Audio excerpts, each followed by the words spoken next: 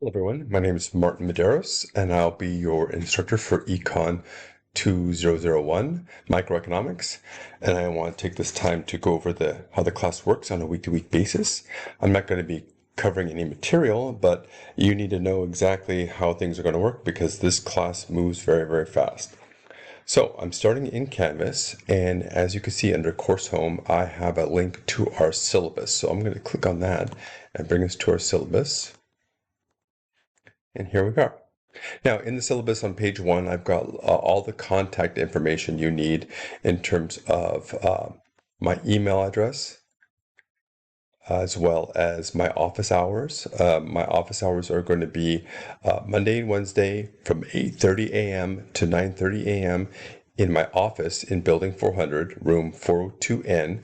And I also have Zoom office hours on Monday nights from 7 to 8, and here's the Zoom link. This class is going to have a zero-cost textbook, so there's no need for you to spend any money on materials, and I'll show you how to access the textbook in Canvas. Now, this class is completely online, so like I said before, there's no need for you to come to class, but there may be a need if you can't take the proctored exam online. If you have any sort of technical difficulties and you can't get the new software we're using called Respondus to work, then you're going to have to come to campus to take the exam. So there's no way around that one. So let's go to the course outline. So here's the course schedule, and I have everything mapped out on a week-to-week basis. I tell you the chapters that we're going to be reading for that week. And again, this is a 8-week course.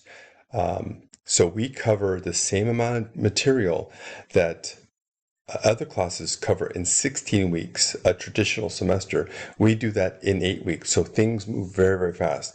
There's going to be at least one chapter a week, sometimes two. Like in week 4, we cover chapters 4 and 5 for that week. So there's a fair amount of material to take in, and we will have assignments due every single week. And I have the assignment due dates listed here in the course syllabus. Now, one thing that these weekly assignments have in common is they're all due on Sunday, with the exception of week 8. Week 8 is on the 16th, and that is a Friday. And the reason for that is because our class does not end on a Sunday. It ends on a Friday. So that's the only exception to the weekly Sunday due date. So please note that. Aside from the weekly assignments, I broke out the exam schedule, and you can see that right here. We have 3 major exams: 2 midterm exams, exam 1 and 2, and a final exam. And you could see the due dates are right here. Now, these exams will be taken in Canvas, just like the weekly assignments. The difference is these are going to be timed, and we're going to be using the new proctoring software called Respondus. And I'll do a little bit more on that. But if for some reason you can't make Respondus work, or you just prefer not to take your exams online, you have to take it in person. And I have got the in-person exam dates right here. Now again, these are only for people who can't get Respondus to work. If Respondus is working fine, there's no need for you to come to campus. It's a purely online class. The in-person proctoring is just a backup for the exams for those students who can't make it work. So just keep that in mind. So let's take week 1 as an example. So I'm going to go back to Canvas. I'm going to scroll to week 1. As you can see, week 1, I have a to-do list, and then I give you the reading assignment. Now, this is how you access the textbook.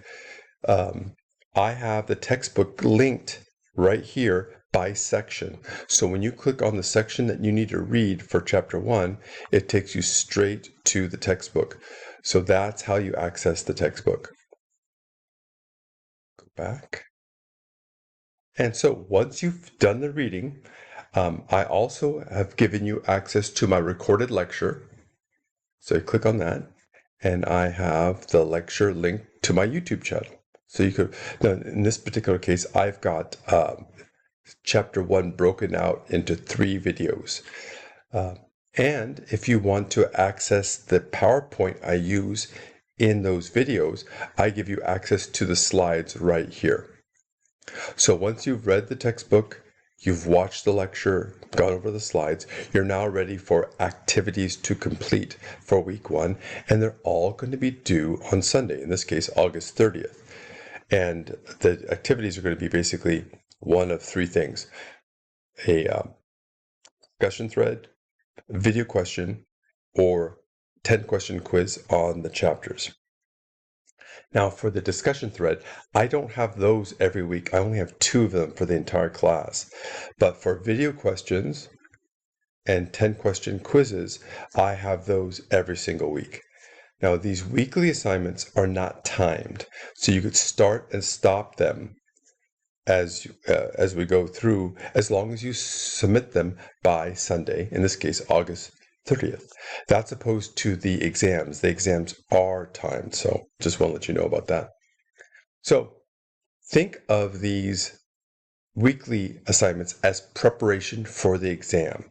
Now, if I scroll down to week 4, as you can see, if I go back to the syllabus, week 4 is when we have exam 1, and that's going to cover chapters 1 through 3, and it will open on the 19th and close on the 20th. So it's going to open on a Saturday and close on a Sunday. So you just have to take the exam within that window. And if I go back to week 4, so here's week 4 right here. Same structure, textbook,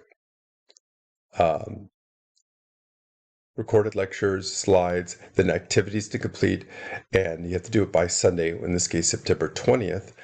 But you also have an exam that's going to open on the 19th and close on the 20th. And you're going to have to use Respondus to do that. Now, to prepare you to use Respondus for the exam, in week 2, I have this preparing to use Respondus quiz. And that's going to require you to set up Respondus just to take this mock quiz, just to make sure it's working before the real exam. So that will give us time to iron out any technical difficulties. So I just want to make sure that you realize that you need to have that working to take the proctored exam. Now, in terms of grading, the exams are worth 75% of your grade. So there's 3 exams, each worth 25%. So the vast majority of the points is going to be the exams.